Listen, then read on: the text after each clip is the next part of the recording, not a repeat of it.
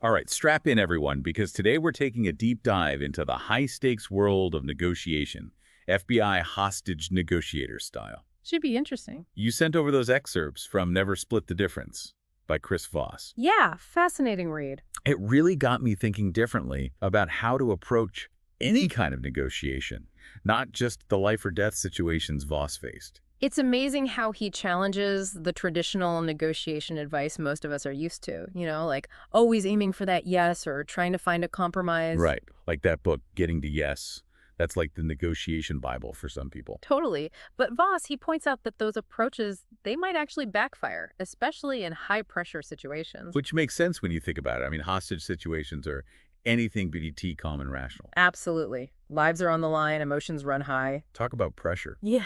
So how does Voss say we should approach these kinds of situations? Well, he tells this amazing story about a hostage situation in a New York City bank where a guy named Chris Watts takes a bunch of people hostage. Intense. And instead of, storming the place, guns blazing, Right. Voss, he uses this incredibly calm and steady voice. He actually calls it his late-night FM DJ voice to connect with Watts. You're kidding. Late night FM DJ voice. Oh, seriously. And it's incredible how this simple technique can de-escalate such a tense situation. Wow. So it's about building rapport, establishing trust. Precisely. It's about understanding the other person's reality, their fears, their motivations. That's so powerful. And what happened with Watts? Through that calm voice and some carefully crafted questions, Voss was able to secure the hostage's release without any bloodshed. That's incredible. And it just goes to show how important it is to understand where the other person is coming from. Exactly. And, speaking of challenging traditional thinking, Voss has this really counterintuitive idea about the power of no in negotiations. No. Wait, as in like no deal. Absolutely No, not. exactly. It sounds crazy, right? It does. I mean, isn't that the opposite of what we want in a negotiation? You'd think so. But Voss argues that no can actually be a powerful starting point because it allows the other side to feel heard and in control. So it's more about understanding the why behind the no rather than seeing it as a dead end. Exactly. He gives this example of a fundraising call. The fundraiser, instead of asking for a donation directly, they ask something like, are you going to sit back and let insert opposing political figure win without putting up a fight? Oh, wow. Right. They're not actually looking for a yes or no there. They're trying to provoke a reaction to get people emotionally invested. That's brilliant. So by leading with a no-oriented question, they get people fired up and ready to engage. Exactly. And, Voss, he doesn't stop there. He takes it a step further. Okay, I'm intrigued. Tell me more. He emphasizes the power of getting the other side to say, that's right, during a negotiation. That's right. How is that going to make or break a deal? It's all about ownership. When someone says, that's right, they're not just agreeing with you. They're acknowledging that you truly understand their perspective, their needs, their situation. Ah, I see. It creates this sense of partnership, of being on the same team. Exactly. It encourages them to participate in finding a solution. Voss actually gives a really interesting example of this from his own life. He used this tactic when he was coaching his son Brandon in football. Really? Yeah. Brandon, he was all about tackling, but not so much about dodging blocks. Ah, I see. So instead of just telling him to dodge, Voss asked him things like, you think it's unmanly to dodge block, right? He was playing mind games with his own son. I love it. Well, it worked. Brandon would say, that's right. And that forced him to confront his own beliefs and be open to change. And guess what? Brandon ended up becoming an amazing linebacker. No way. Even earned himself a college scholarship. Wow. Just from learning to dodge a block. Oh. That's amazing. Okay, I'm sold on the power of that's right. So we've got no as a starting point, and that's right to seal the deal. It's all about shifting the power dynamic in a subtle way, you see. And that ties into another one of Voss's fascinating tactics, which he calls bending reality. Hold on. Bending reality.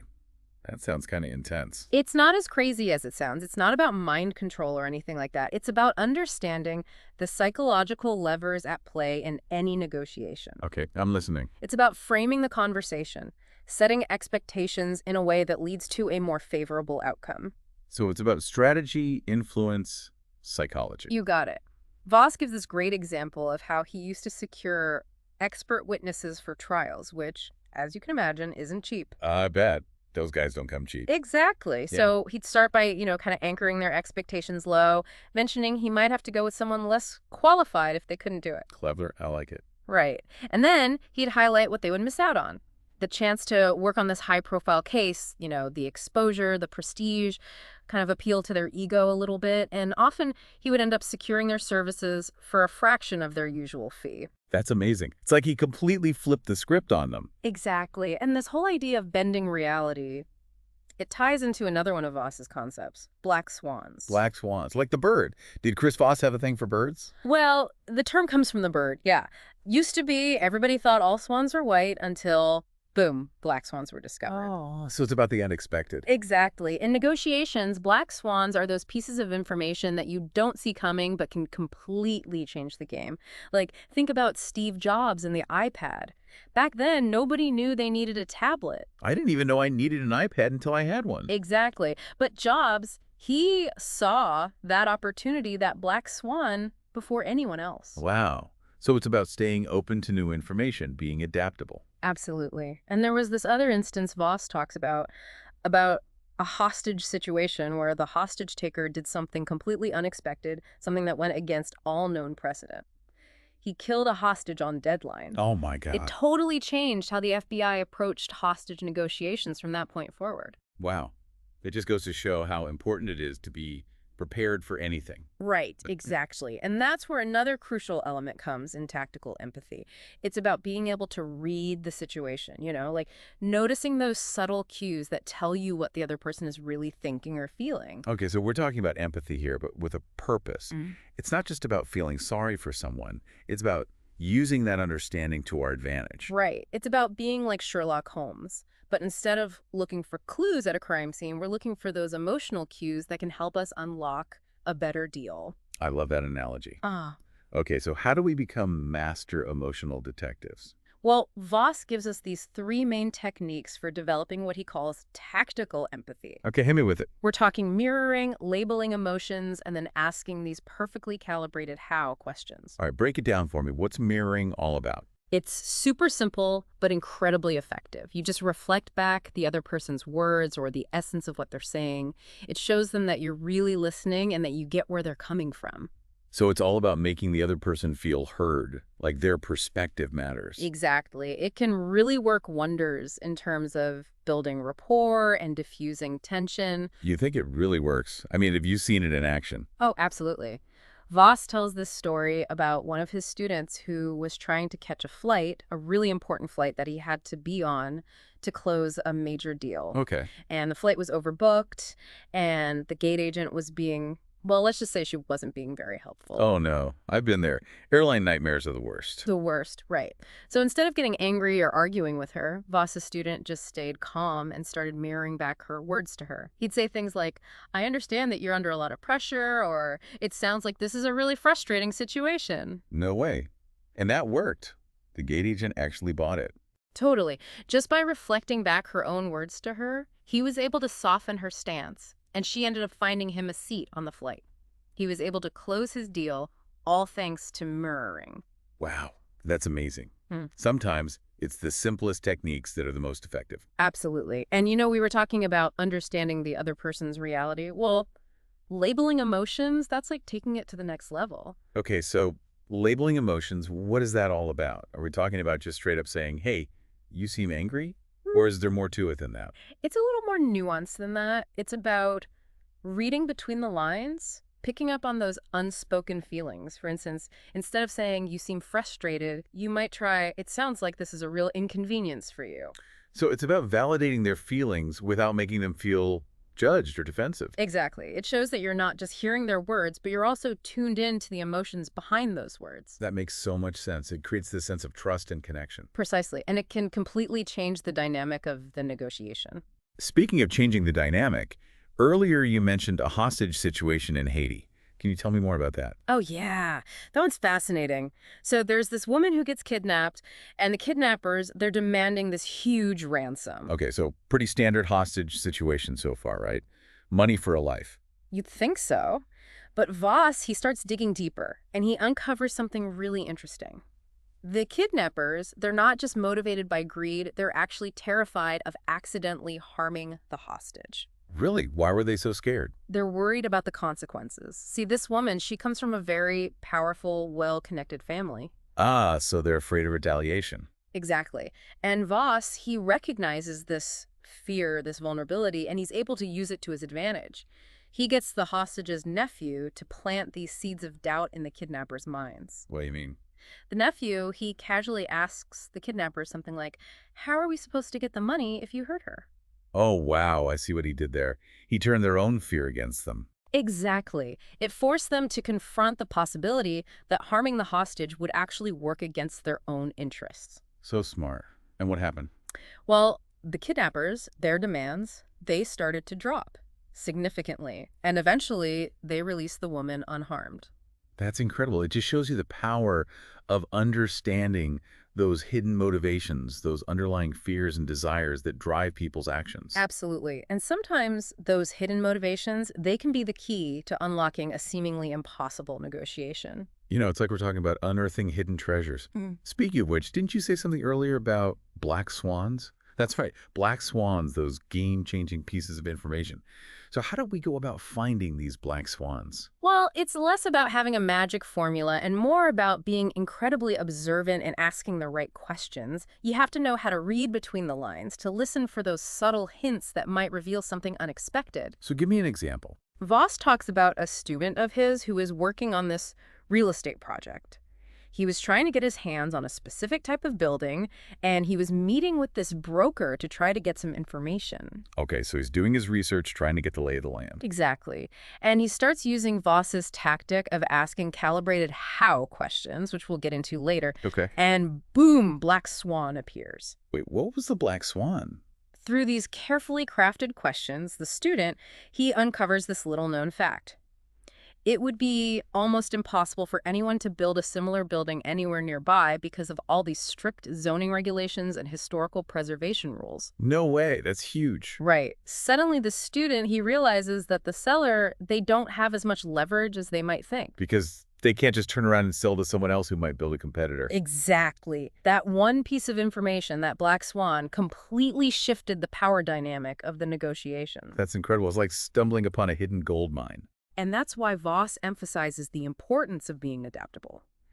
You have to be ready to pivot, to change your approach based on whatever black swans you might encounter along the way. So true. It's like that quote, no plan survives contact with the enemy, or in this case, with unexpected information. Exactly. You have to be ready to improvise, to think on your feet. This is all so fascinating. But, sometimes I think the biggest black swans are the ones we hide from ourselves. What do you mean? Our own blind spots, our own assumptions. Ah, I see what you're saying. Like those times when we get so caught up in our own heads, our own perspectives, that we miss what's right in front of us. Precisely. And those blind spots, they can really trip us up in a negotiation. Absolutely. Self-awareness, that's key. You have to be willing to check your own biases at the door. But now that we've covered the psychology, the mindset of negotiation, let's talk about the nitty-gritty, bargaining. Okay, let's do it. Bargaining is where things get real. It's about that push and pull, finding that sweet spot where both parties feel like they've gotten a good deal. Right, so how do we become expert bargainers? Well, Voss has this really helpful framework for understanding different bargaining styles. Bargaining styles, what do you mean? Just like people have different personality types, they also have different approaches to bargaining. Voss breaks it down into three main styles: accommodators, assertives, and analysts. Okay, love the labels. Tell me more. Accommodators, they're all about relationships. They prioritize harmony over everything else. Then you have your assertives, who are laser focused on getting the best possible deal for themselves. And lastly, you have the analysts, who are all about the data, the facts, and the figures. Okay, I think I'm definitely an accommodator. I hate conflict and just want everyone to be happy. What about you? Oh, I'm all about the data. I'm definitely an analyst. But the important thing is that once you understand your own style, and more importantly, the style of the person you're negotiating with, you can tailor your approach accordingly. So it's like a game of chess, but instead of moving pieces around a board, we're navigating these different personality types and communication styles. Exactly. For example, if you're dealing with an assertive, you'll need to be more firm and direct in your communication, whereas with an analyst, you'll want to come prepared with lots of facts and figures to back up your point. So adapt, adapt, adapt. It's all about reading the other person and adjusting your style accordingly. I like it. It's all about strategy. So let's say we've figured out our bargaining styles. What's next? How do we actually start bargaining effectively? Well, this is where Voss introduces what he calls the Ackerman system, which is a really effective six-step process for bargaining like a pro. Okay, I'm listening. Lay it on me. First, you want to define your target price, which is basically the best possible outcome you could hope for. Okay, set your goals high. Exactly. Then you make your initial offer, but here's the key. Before you reveal your entire hand, you want to use those calibrated how questions we talked about to gather information from the other side. Oh, that's smart. So it's about gathering intelligence, not just throwing out random numbers. Right. Then you use those carefully placed no's, along with some empathy, to encourage counteroffers. Because remember, no is not always a bad thing. Exactly. Then, when it's time to calculate your final offer, use precise, non-round numbers. Wait, non-round numbers. What's the strategy there? It just creates the perception that you've put a lot of thought into your offer. Like instead of saying $2,000, you might say $1,986. Oh, interesting. It seems more official somehow. Right. And finally, to seal the deal, offer a non-monetary item as a final concession. So we're talking about sweetening the deal, but not necessarily with more money. Exactly. It could be something like additional vacation days, flexible work arrangements, or maybe even something as simple as a prime parking spot. I see. It's about thinking outside the box and finding creative ways to add value. Precisely. It's not always about the bottom line. Sometimes it's about those intangible things that can make a big difference. This is all great stuff. Yeah. But let's be real. Not every negotiation is going to be smooth sailing. Sometimes you're going to encounter those people who are just, well, difficult. Oh, yeah, for sure. Those who are aggressive, manipulative, the negotiation bullies. Exactly. Yeah. So how do we deal with those types? Fight fire with fire. Not necessarily. Voss emphasizes staying calm, using calibrated questions to deflect their aggression, and setting really clear boundaries. Easier said than done sometimes. Right. But Voss, he's got some pretty great tactics for dealing with these types of personalities. Like what? Give me an example. One that I really like is something he calls strategic umbrage. Strategic umbrage. Okay, I love the sound of that, but what does it mean? It's about expressing your displeasure in a way that's assertive, but not overly aggressive. So it's about standing your ground, but doing it gracefully. Precisely. Like instead of saying, hey, don't talk to me like that, you might try a calmer.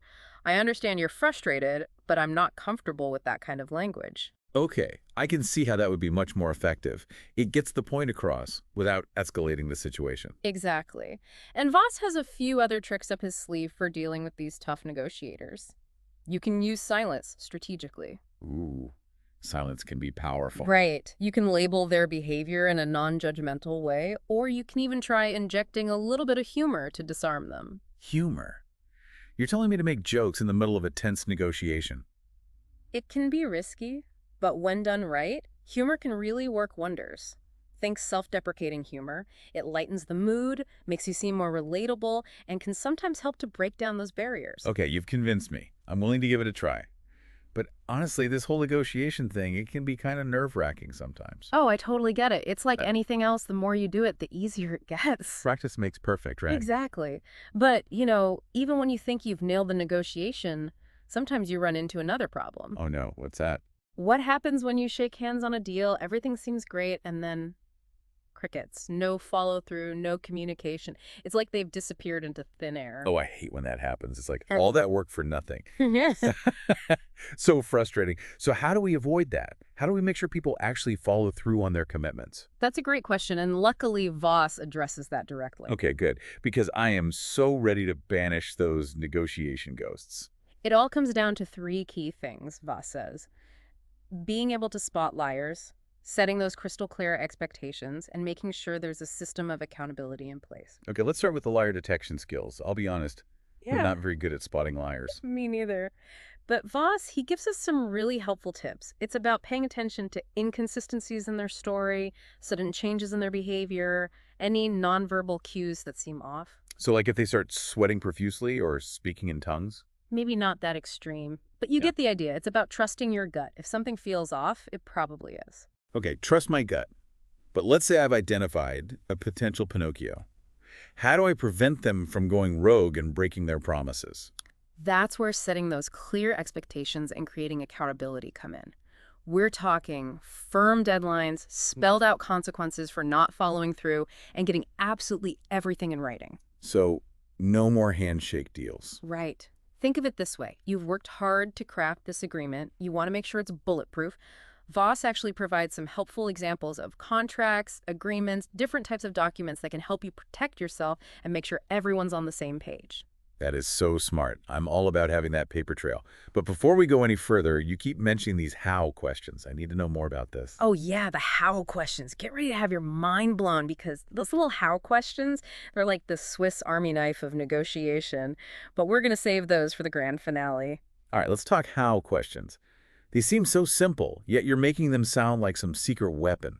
They kind of are, but the power's not in the words themselves, it's how you use them. Voss calls them calibrated questions. Okay, calibrated. So like fine-tuned for maximum impact. Exactly. They're designed to get specific responses, steer the conversation your way without the other side realizing it. Sneaky. I like it. Give me an example. How do I actually use these calibrated how questions? Think of it as getting them to solve your problems. Instead of you need to lower the price, it's how can we make this work with my budget? Ooh, subtle. So it puts the onus on them to find a solution. Exactly. One of Voss's favorites is even simpler. How am I supposed to do that? But isn't that a bit whiny? Sounds that way, right? But it's a no without actually saying no, forces them to think of alternatives. So it's like, I'm not saying no, but... Exactly. Voss tells the story about a woman. She was drowning in extra work, everyone dumping stuff on her. Oh, I've been there. It's like you become the office dumping ground. Totally. So she starts using this, how am I supposed to do that line? And it worked. No way. People backed off. They did. Instead of getting defensive, her colleagues started realizing, oh, right, she has limits too. Wow. So simple, yet so effective. And it's not just for deflecting requests, you can set the whole negotiation tone with it. Like, instead of arguing details, you ask, how will this benefit everyone involved in the long run? It's like you're subtly guiding them towards a more collaborative approach. I love it. Exactly. You're getting them to think big picture, find that win-win. This is awesome. Okay, I'm definitely adding master the art of how to my to-do list. But, there's one thing I always worry about. Even when the negotiation seems like a home run, What's that? what happens after the handshake? When you agree on everything, but then radio silence. The dreaded ghosting after the negotiation. The worst. So how do we make sure people actually follow through? Voss has a whole game plan for that, and it's all about accountability. Okay, because I am so done with empty promises and those negotiation ghosts. It boils down to three things, he says. First, got to be able to sniff out the liars early on. Oh man, I'm not very good at that. They always seem so convincing in the moment. We've all been there. But Voss, he gives us these tools for spotting the red flags. Okay, like what? Give me some of those telltale signs. Watch for inconsistencies, sudden changes in their behavior, those nonverbal cues that just seem off. Right, like if they're avoiding eye contact, fidgeting a lot, or maybe their nose starts growing like Pinocchio. Haha, okay. Maybe not that obvious. But you get the idea. Trust your gut. Gut instinct, got it. But let's say we've spotted a potential fibber. How do we prevent them from actually going rogue? That's where the next two steps come in. Crystal clear expectations and a system of accountability. Okay, spell it out for me. We're talking firm deadlines, spelled out consequences if they don't deliver, and getting absolutely everything in writing. No more handshake deals. Gotta have that paper trail. Love it. It's like we're building a negotiation fortress. No room for misinterpretation. Right. You've put in the work. You deserve that peace of mind. And Voss, he even gives examples in the book, like contract templates and stuff. Okay, that's super helpful. So spot the liars, set clear expectations, and make them accountable. Got it. You got it. Oh, and one more thing, Voss. He has this tool he calls the negotiation one sheet. Ooh, the negotiation one sheet. Sounds official. Tell me more. It's basically a cheat sheet for your negotiation. You outline your goals, their goals, potential black swans, those calibrated how questions we talked about, and your BAY-TNA. Hold on. Your BAY-TNA, now you're just making up words? Sorry. BAY-TNA, it stands for Best Alternative to a Negotiated Agreement. Ah, okay, so it's like your backup plan if the deal falls apart. Exactly. So this negotiation one sheet, it's like having Voss right there with us, guiding our every move. Exactly. It's like having all the key information and strategies at your fingertips ready to go. Man, this whole deep dive has been amazing. I've learned so much, from the psychology of persuasion to those ninja negotiation tactics. Me too. It's amazing how relevant this stuff is to everyday life, right? Totally. Whether we're negotiating a salary, dealing with a difficult coworker, or even just trying to get our kids to eat their vegetables, these skills are invaluable. Voss's book is a gold mine. It's all about empowering us to become better negotiators, better communicators, and ultimately get what we want out of life. Couldn't have said it better myself. And the Nice. best part is, this is just the beginning. The more we practice, the better we'll become at navigating those tricky situations and coming out on top. Exactly. So to everyone listening, embrace those how questions. Don't be afraid to walk away from a bad deal. And always remember the power of that's right. You got this. You heard it here first, folks. Now go out there and negotiate like an FBI hostage negotiator.